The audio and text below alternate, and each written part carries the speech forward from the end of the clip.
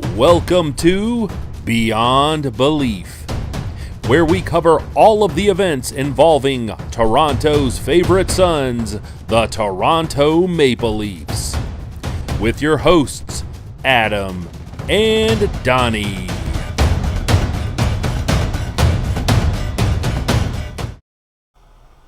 Welcome to another episode of Beyond Belief, a Toronto Maple Leafs podcast and vidcast.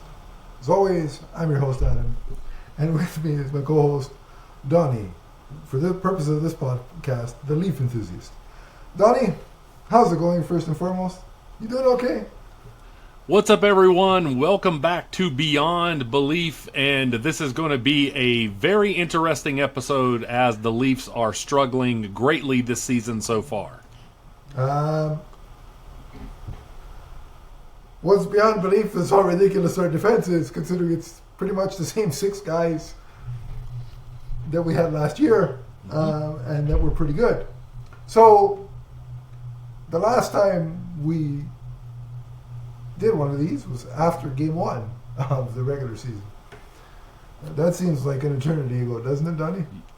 Yes. We had the blue rings after that game. We were all full of hope. Yeah, which is a Green Lantern reference. Sadly, the hope has temporarily, I hope, dissipated and turned into... We've become Nathan Broom. Yeah, sorrow and rage and... Is there a lantern color for apathy? I don't even know. Okay, so... Look, they're 8-2 after 18 games. Mm-hmm. Sure, they're near the bottom of their division. But let's put this into perspective before we start, doom talking. They're only 4 points out of being near the top of their division. Mm-hmm. So, and it's still very early. If they can correct their play and play the right way, there's plenty of time to be back where they should be. So that's the glass half full part of the scenario. Other thing worth noting, you know what, I'm just gonna look. Why don't we talk about? I'm gonna go through the games that they played well in first, because there's not that many of them. There's the one we talked. There's the one. Well, fans have pointed out that of their 8 wins, 6 of them have come from behind. Yeah. So there's how often have the Leafs played with the lead this year? Not much, and they haven't been able to keep it either, which I think kind of underscores their deepest problem, which is the decor. So here's the Leafs' here are their best games, I think. There was the first game, obviously, which we talked about, the 5-2 win against Montreal. The 2-1 overtime win against New York. That was a really good game. Mm-hmm. The 4-3 win against Calgary.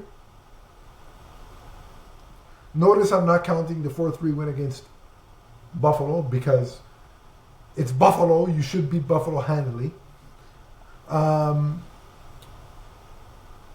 there was the game that they played against Philadelphia where they won 5-2.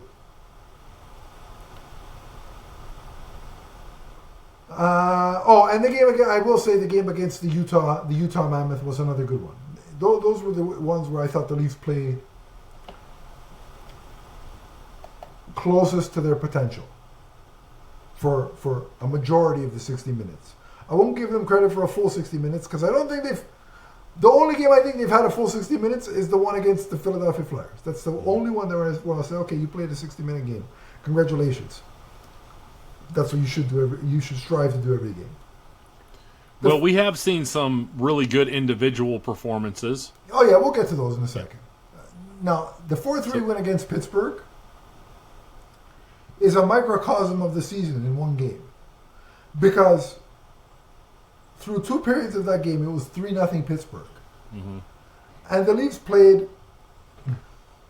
up to that point, what I thought was the worst hockey I've ever seen them play. Boy, was I wrong because then the Boston games came into play. But you could tell that Craig Berube was not happy. Yeah, so it's 3-0 after 2 against Pittsburgh.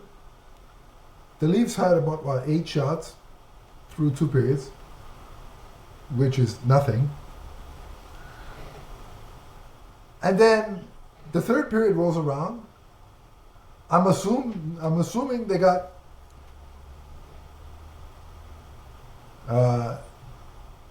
yelled at by Craig Berube.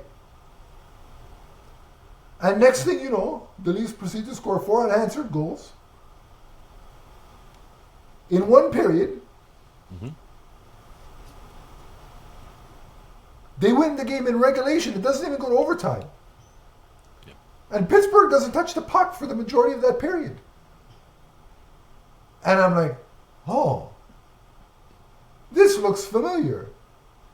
This looks like the Leafs that we saw most of last season. And then, to their credit, they came out in their post-game media interviews, and Austin Matthews says, and William Nylander both said, the first 2 periods we played like crap. So I'm like, good, they acknowledged it. They know they played like crap. Mm-hmm. And then Matthews and Nylander said, the third period is more indicative of the kind of team we are. And I'm thinking, well, great. They're cognizant of the fact that for 2 periods is the way they should not play. And for the third period, that's the way they should strive to play for the whole game. Good. So, they're learning. Well, remember in the offseason, we kept hearing about a DNA change. It's changed, all right. Yeah. That they were going to be, they were going to be a bigger, tougher team. They were going to be more aggressive. Oh, yeah. And for that period, I think we saw that. Yeah, absolutely. But not nearly enough so far this season. And then here's the problem, though. So, yeah, they all make those statements. Good. They acknowledge that, listen, we didn't deserve... Look, a game is 3 periods long. 60 minutes. We played for 20 and somehow managed to outplay and outwill the other team enough. But on most nights, that's not good enough. They acknowledged it. Good. They're learning. Great. They took the right lessons from this game. And then they proceed directly after that for the next week. And we've passed, the 10-minute mark doesn't even apply anymore. Then they proceed to shit themselves for a week. And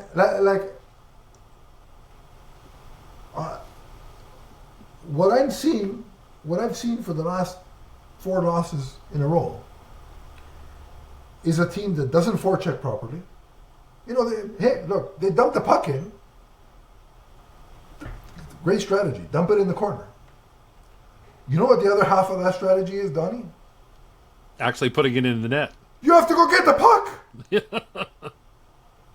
Because when you dump it in, the other team's defense is going to go get the puck because that's their job. The forward coming in, chasing the defender, has to put pressure and potentially use his body to dislodge that defensive player from the puck and get it back. If you don't do that, all you're doing is giving them an easy back out of your zone, out of their zone. What is the point? What are we playing here? Hot potato? Here, you take it. Oh no, I'll take it. Well, and we talked on the first episode about giveaways in the preseason. We saw that giveaways in the neutral zone. We're still seeing some of that. Okay, in the preseason I don't mind because most of your defense are the Toronto Marlies. Mm-hmm. So, hey, whatever. Cool, they're going to make mistakes. They're young. The problem with seeing these giveaways now is... Okay, Tanev is hurt, so I can't blame him. But the other 5 guys are the 5 guys that were here last year. The exact 5 guys. Our defense was pretty strong last year. Mm-hmm. Now, defensively, I'm just speaking defensively. Offensively, Riley's getting his points. Oliver Ekman-Larsson is getting us points. He's played well this season so far. But defensively, not one of them right now is trustworthy. You know, like, there's a play where we have the puck out of our zone, but what does either the forward or the defender do? Instead of going forward, one or multiple of them have the bright idea of, let's bring it back into our zone.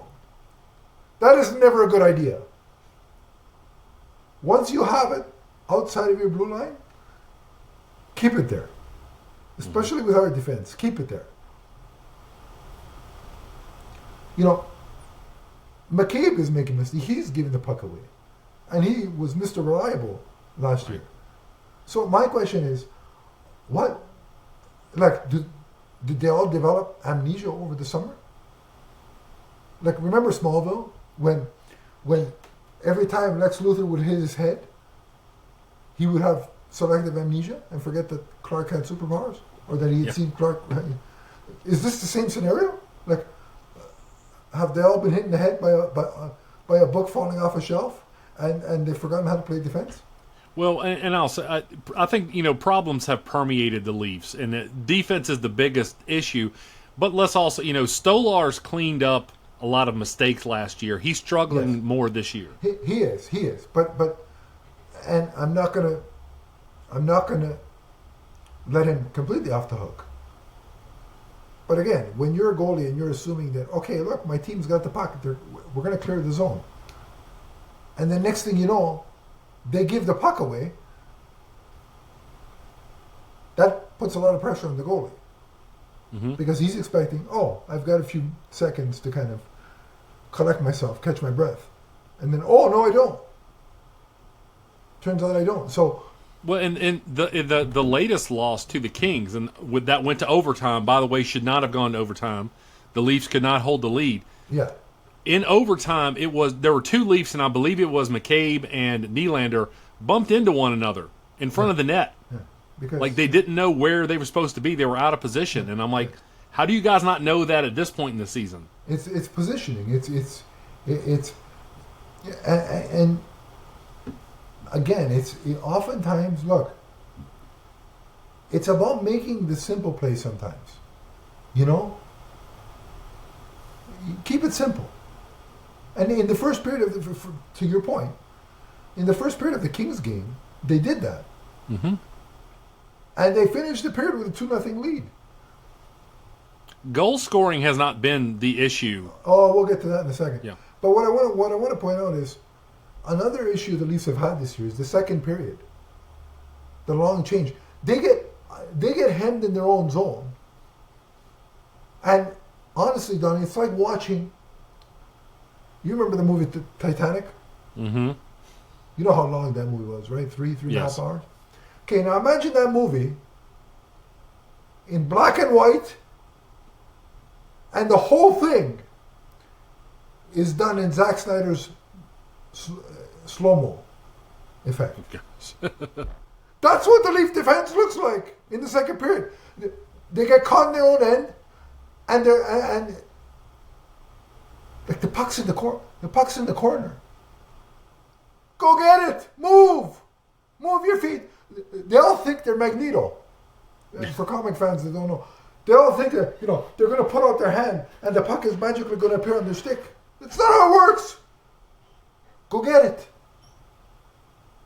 Well, I saw a breakdown between October 18th and November the 11th. Their goals against average was 4.05, which was last in the league. So that's why they're scoring goals, but they're still not winning enough games because their defense is so bad at this point. Yeah, but it's like, to me, it's like you got to move your feet. Like, if being bigger and tougher means we're slower and incapable of getting to the puck, especially when we refuse to use our size to our advantage, is being bigger and tougher a benefit? I don't think so. At least not right now. Well, and that's what I'm seeing on a lot of Leafs fan boards and stuff is that they're saying that these guys don't look interested. They're not aggressive. Some people are even saying that they don't really look like they like one another. And I'm not sure how you attribute that, to what to attribute that to. But this doesn't seem, this is not a team that is playing together at this point. This seems like a frustrated team. And that's why things have not gotten better so far this season. Again, and losing 4 in a row will do that. It's frustrating. I mean, I'm sure none of them like this little stretch they're in. So there's that. But it's to me it's I'm dumbfounded because again I come back to the point of, and again the forward's going to come back and help, the goalie's going to make some saves, but the same 6 guys on defense that played pretty good last year are the same 6 guys that we're watching now that look like they have no clue how to play defense. Yeah, and I think that's why everyone is so frustrated is that you look at guys who were a strength last year, and all of a sudden it seems like they've lost the thread. So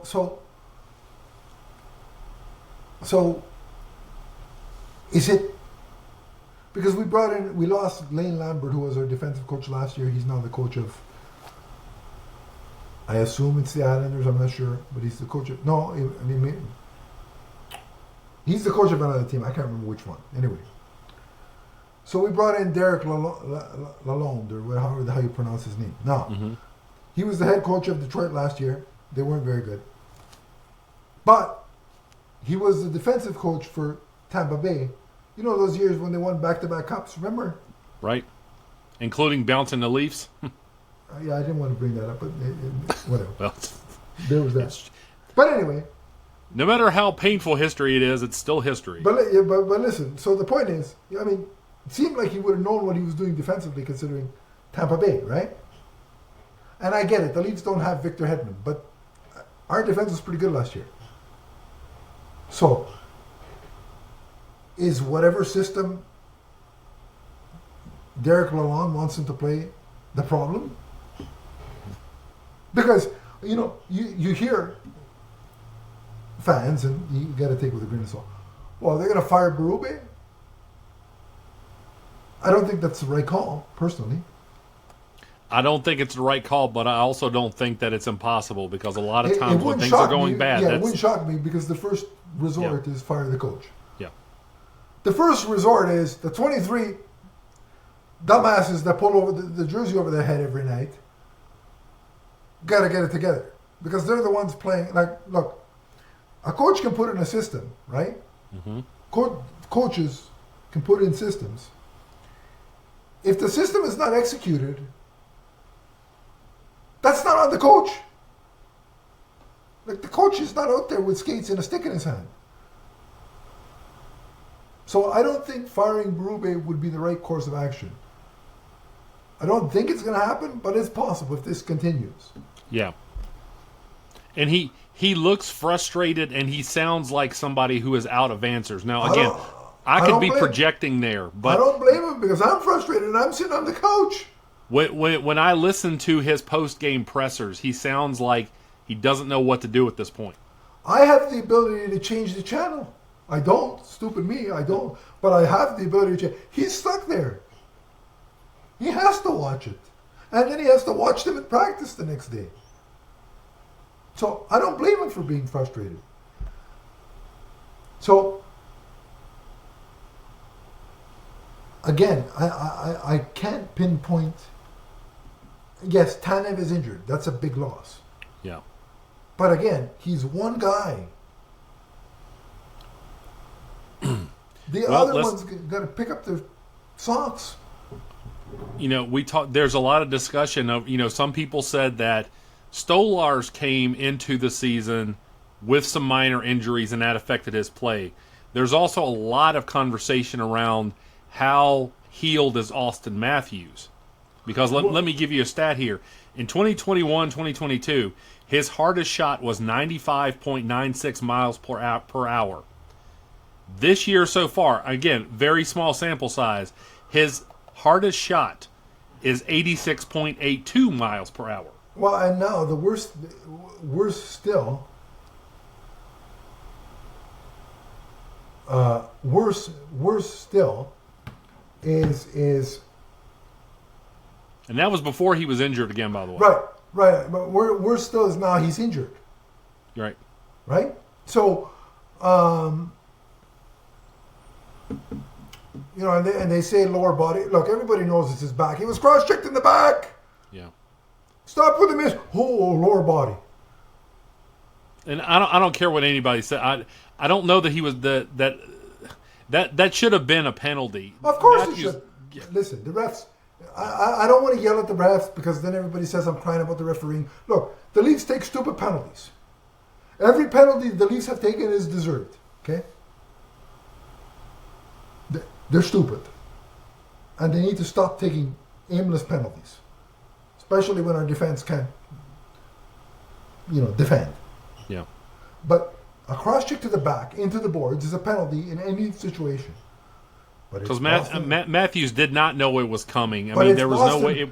But it's Boston against Toronto. Oh, we can't call a penalty on Boston. Oh, it just can't happen. Really? So now we're without Matthews supposedly for only a week. We're without Stolarz. But Wallace coming back. Mm-hmm. So that's good. But here's the problem.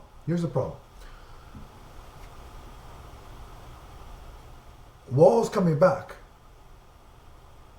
The players in front of him got to give him some support. They can't hang him out to dry like a wet towel. You can't expect him to be the guy who solves all the problems. And again, listen, the Leafs can score. We're going to document that in a second. Yeah. But you know what doesn't help? 15 shots a night!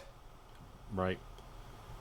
And, being outshot every period. And what was the game you and I talked about where they got outshot by 50 shots?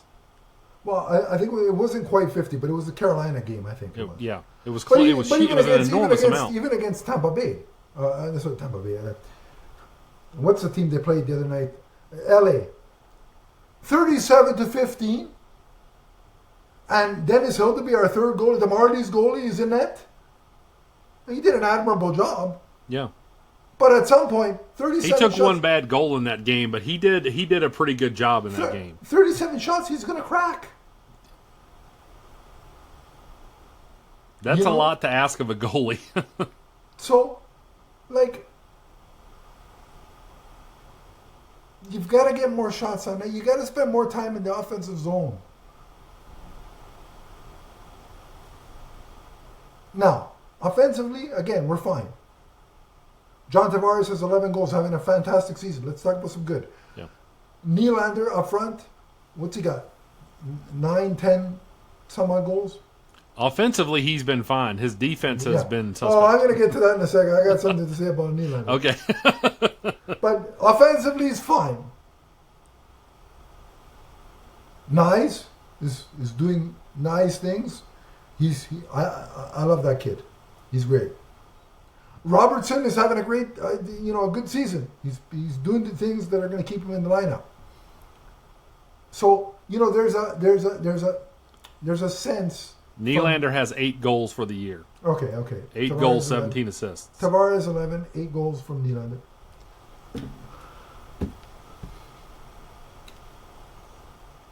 And I bring up the offensive stats because the Leafs are fine up front. And the reason I want to point that out is there's a segment of fandom that says, oh, it's because Mitch Marner is gone that the Leafs are struggling so much.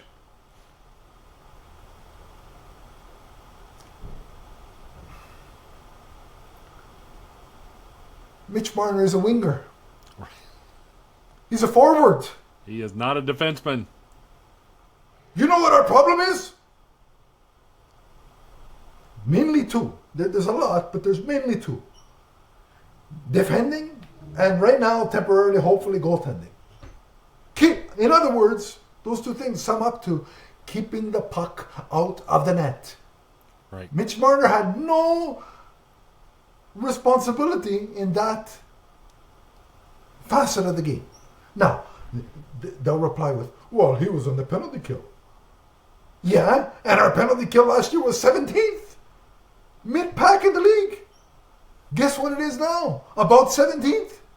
Yeah. So I said that on Facebook when somebody was talking about, oh, the Leafs are struggling because they don't have Mitch Marner. And I'm like, anybody who thinks that has not watched the Leafs this year. These people think Mitch Marner is the son of God. He's not. Thankfully. And by the way, otherwise hey, I change religions. But I don't. Hey, you know what? And great for Mitch Marner. Wish him success in Vegas or whatever. But that has nothing to do with what the Leafs are going through this year. But let me just point this out. You know how many Leafs have more points than Marner? At least the last time I checked. Last time I checked, he had like, what, 4 goals and like 11 assists or something like that. Having a good season, but not, I mean. Tavares has more points than him. Nyes has more points than him. Nylander has more points than him. And there might be one more, I think that's it. But anyway, at least three Leafs have more points than Mitch Marner. Offense is not the problem. No. And losing Mitch Marner is not the problem. So, if that's your line of reasoning, you don't know hockey. I'm sorry. You just think the people that think that, here they are. Some of them are boys. Most of them are girls who think, Mitch Marner's so cute. Let me just tell you. First of all, Mitch Marner doesn't even know you're alive. And he's married and has a kid. He won't even touch you with a 10-foot pole. So if that's your only impetus for watching hockey, please stop. You're doing and yes, his setups may have made a difference in a couple of games, but like you and I are talking about, with the defensive problems and him not being a defenseman. Again, listen. Would not have made a difference. The main problem is defense. Yeah. It has nothing to do with Mitch Marner. That facet of the game has nothing to do with Mitch Marner. So we got to stop this. Oh, it's Mitch Marner. It's not Mitch Marner. It is. The defensive end is porous right now. The goaltending has been suspect at times. And it is a lack of consistency for 60 minutes of hockey. That is the problem. And, one of the big moments of this season was, when Stolarz was getting harassed, he lost his temper in one of the games and got up and flipped the goal. And the Leafs really haven't responded since then. And they need to be tougher in front of the net to protect their goaltenders. Yeah. However, they got to do it smartly. You can't take stupid penalties because right now defense is an issue. So I do want to say this: that there have been a couple of times I think the referees have let goalie interference on Stolarz happen. Oh, absolutely. Didn't make me happy. Look, of course. But again, the Leafs have to be.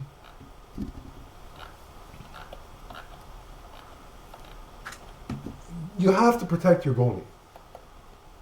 This can't be, especially because he had the injury last year in the playoffs, and that probably cost you the round against Florida. But you got to protect your goalie because, we just went through a stretch where both of our two goalies were out, and Hildebly performed admirably, but your third goalie on the depth chart, leading the charge in net is not sustainable. Especially not with our defense. Maybe with Carolina's defense, or, somebody with a better defensive structure than ours, it's sustainable. But not with our defense. So you better protect your goalie.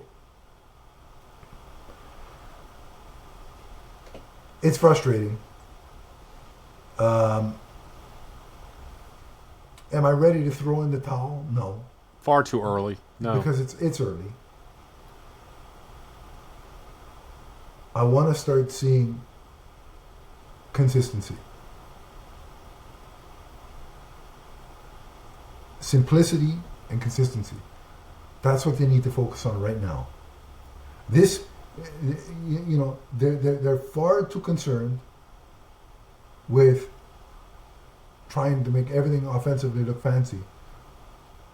And then they get caught, and then it goes the other way, and nothing good happens with those odd man rushes. I don't need... And their schedule so far has been home-heavy games. And now it's going to be road-heavy. Maybe that's a good thing. Maybe going on the road is a good thing for them.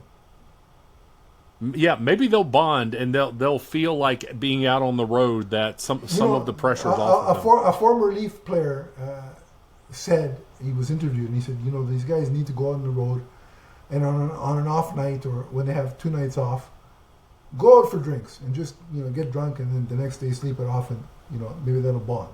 Well, listen, they better go get drunk, because otherwise I'm going to drink myself into a stupor if they keep playing like this. And I don't drink. So, again, I just want to see consistency, and I just want to see 60-minute efforts. Right now, we're not seeing that.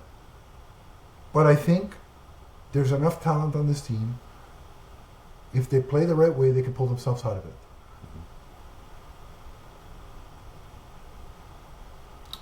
There's the hopeful part.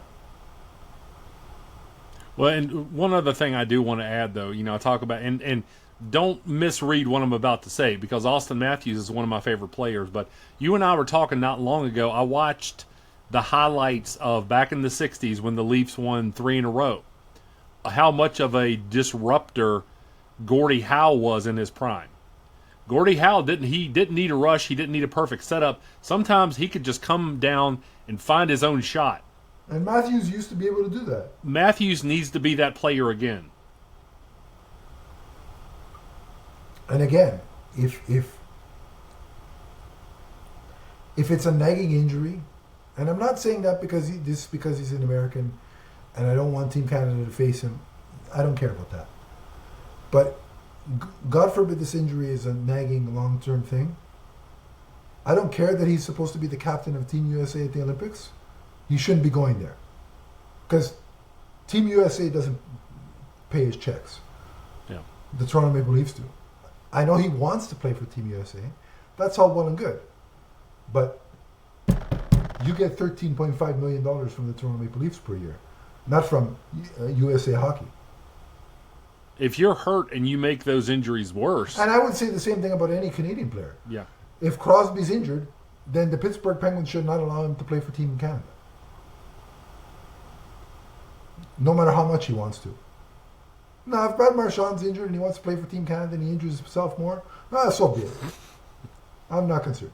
Florida can let him play. I don't care. But that's besides the point. The point is, whether it's a week or 2 weeks, however long Matthews is out, Leafs and however long Tanev remains out, the Leafs got to play a simpler game. Forget about the highlight reel goals. Keep it simple, stupid. Get the ugly goals.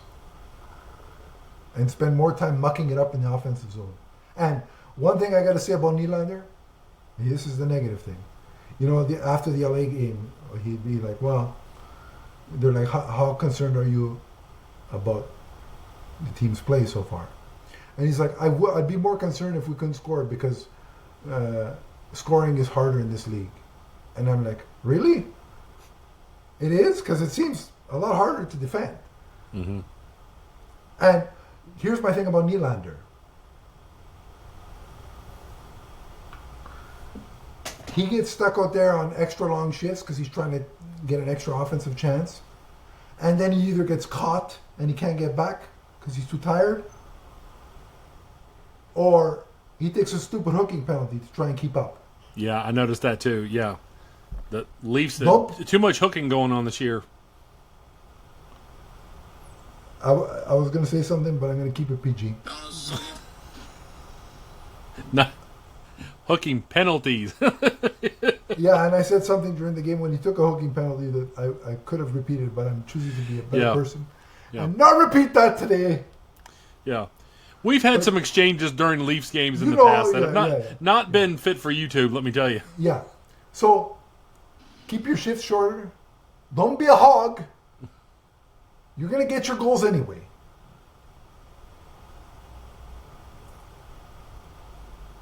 You're supposed to be a leader on this team. With Matthews out, you get a lead. And I'll say one thing for Matthews. When he was in the lineup, he was blocking shots. He was back checking. Nylander, you need to do more of that. Mm-hmm. But they need to get themselves out of this funk because there's not a magical trade coming, I don't think. It's going to happen with the guys within this room. And with key pieces like Matthews, Tanev, and Stolarz out, now's the time where you got to rally around each other as a team and play better.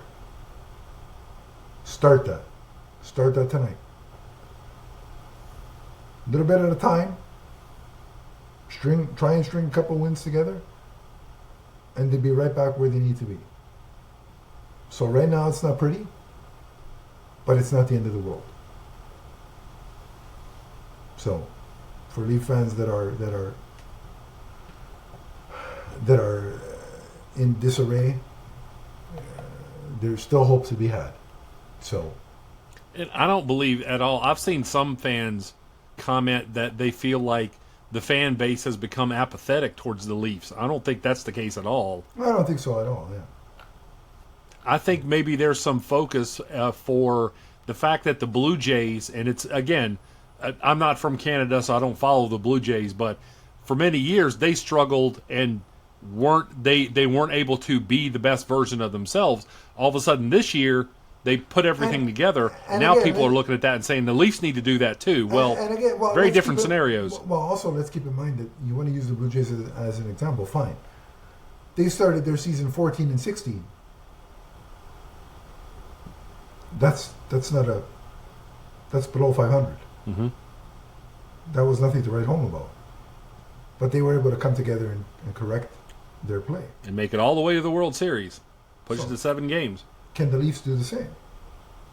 We'll worry about 7 games when we have to worry about 7 games. That's not.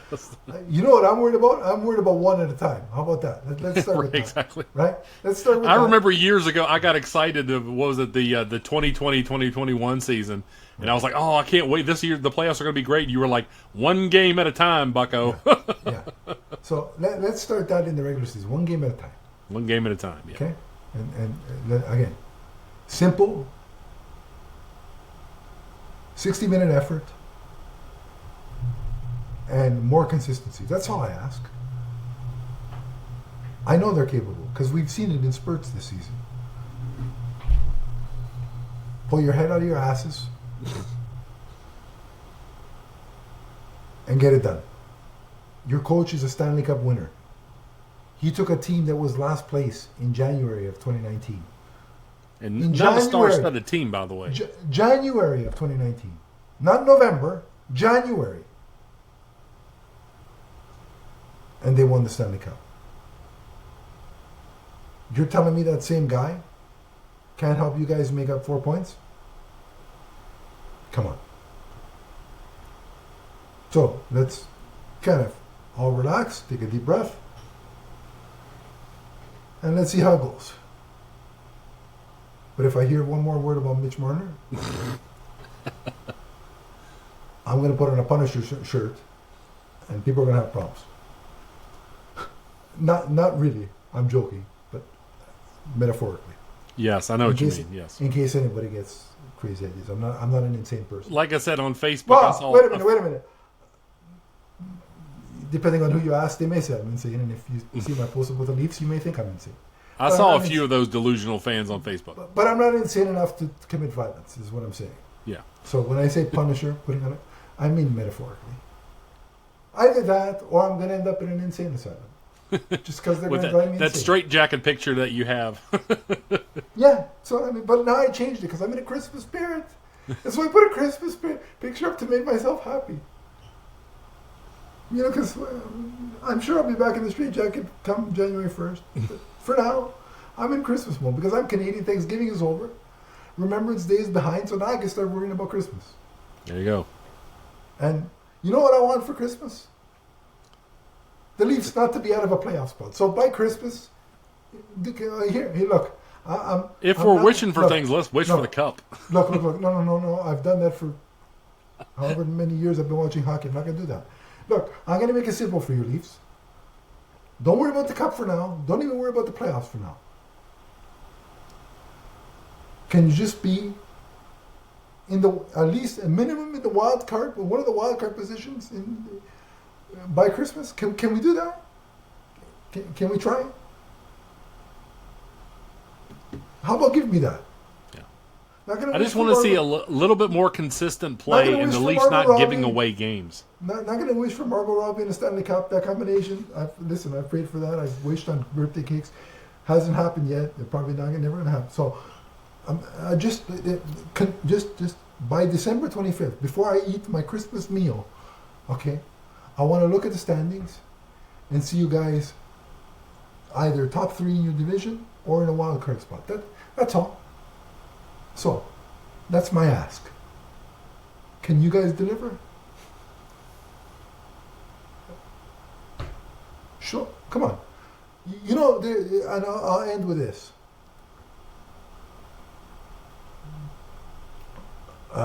There's a line. The blue line? No. Well, that line has been forgotten. The Leafs don't know where that line is. Yeah. There's a line in The Dark Knight that says, sometimes the truth isn't good enough. Sometimes people deserve to have their faith rewarded. This fan base pays exorbitant amount of money to watch you people play. We wear your paraphernalia, and I'm wearing the only one that's worth its salt right now. Yeah. We wear your paraphernalia, and Donnie's wearing the same thing on our chest, on our backs, on our heads. We have the utmost faith in you, even though we're all down in the dumps and we feel like we've been sat on by 10,000 gorillas over the last 4 games. We love, we support, and we have faith in this team. Reward our faith. Start with your next game. And by next game, as of this recording, I mean tonight. Right. Not when this is posted, because that could be 2 days from now. Or more. And I don't want to go through another. God forbid this goes to 5, 6, 7 game losing streak. We don't need that. So start tonight as of this recording. And then go from there. Okay? That's the end of the podcast. I've been very restrained. I'm very proud of myself. Because the Fangulos could have been flying. There's one. I gave you one. But I was very restrained. So I'm going to pat myself on the back. Good job to me. For now. God knows what's going to happen at 7 o'clock. I'm quite impressed. I really thought, I was like, there's going to be a lot of profanity to edit out. God knows what... No, just beep it. But God knows what's going to happen at 7 o'clock. But for right now, I'm mellow. Yeah. You know? Yeah. Let's see where we are the next time we sit and record the next batch of games. But if you want to talk about the Leafs with either Donnie or I, you can on social media. Donnie, where do you find you? You can find me on TikTok or Facebook or Instagram or YouTube as the Emerald Enthusiast. Let's talk comics. Let's talk collectibles. Let's talk hockey. If you want to track me down, it's at Adam_leafsfan. I'm also on Blue Sky and Instagram. I'll put 1 or 2 of them in the description. And that's where you can find me. Unless the Leafs continue this losing streak, then you can find me at an insane asylum. I don't know where, but one of them. But until then, the Toronto Maple Leafs are forever.